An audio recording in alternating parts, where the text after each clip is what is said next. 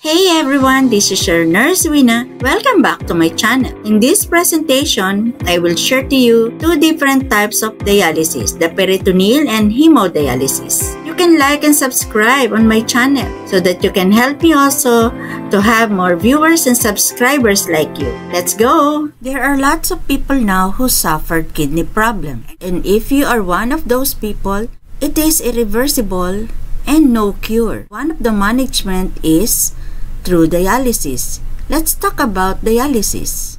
We have two types of dialysis, the peritoneal dialysis and hemodialysis. What are the criteria for a patient to undergo dialysis? Always remember AEIOU. A for acidosis when the blood pH is 7.15 or less. E for electrolyte imbalance like hyperkalemia. I for ingestion or overdose of certain medications or toxins. O for overload or inadequate excretion of fluids. U for uremia or accumulation of urea in the blood. Peritoneal dialysis or the hemodialysis. So what is peritoneal dialysis? During peritoneal dialysis, there is a dwelling time of 20 to 30 minutes. And there is also a dialysate solution, and they are using peritoneum as semi-permeable membrane. It was done in a septic or sterile technique, and then the position of the patient is on a Fowler's position. For the peritoneal dialysis, we have the continuous ambulatory and we have continuous automated or cycling peritoneal dialysis. So for the continuous ambulatory, first is the patient will drain the toxic waste product of metabolism. And then after draining the waste product, the patient will start to fill with the dialysate on the peritoneum. And then it will dwell on the patient's peritoneum for 20 to 30 minutes. If the patient have sudden dyspnea during peritoneal dialysis, they need to stop infusion of dialysate, place the patient in a high Fowler's position, and they need to drain the dialysate. What if the patient has sudden dyspnea during dwell time? What are the nursing management? They need to drain the dialysate and place the patient in a high Fowler's position.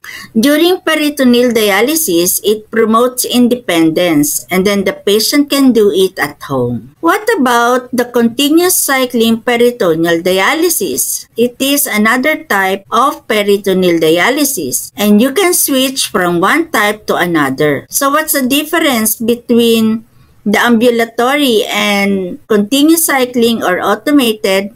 There is a cycler or a machine wherein it continuously doing the peritoneal dialysis. Continuous cyclic automated peritoneal dialysis, the patient is hooked to a machine and it can be done 10 to 12 hours at night. During daytime, it is not connected to the machine. It is only one cycle. The patient cannot perform activities of daily living during the cycle because the patient is attached in a machine. What are the complications of peritoneal dialysis? Number one is peritonitis or infection. There is a painful rigid abdomen, a cloudy dialysate output, fever and chills. What else? Another complications are weight gain due to dextrose or glucose present in the dialysate. Hernia, it can also have a hypovolemic shock.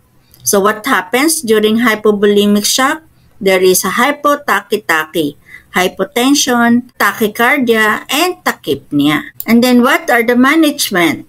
Culture and sensitivity test to determine the appropriate antibiotic to be given to the patient. And then provide the antibiotics, check the INO, wait daily, and check the vital signs, especially the BP that may cause hypotension. So next is the type of dialysis, which is hemodialysis. So during hemodialysis, a machine or the natural lining in your body is used to clean your blood and remove excess fluid.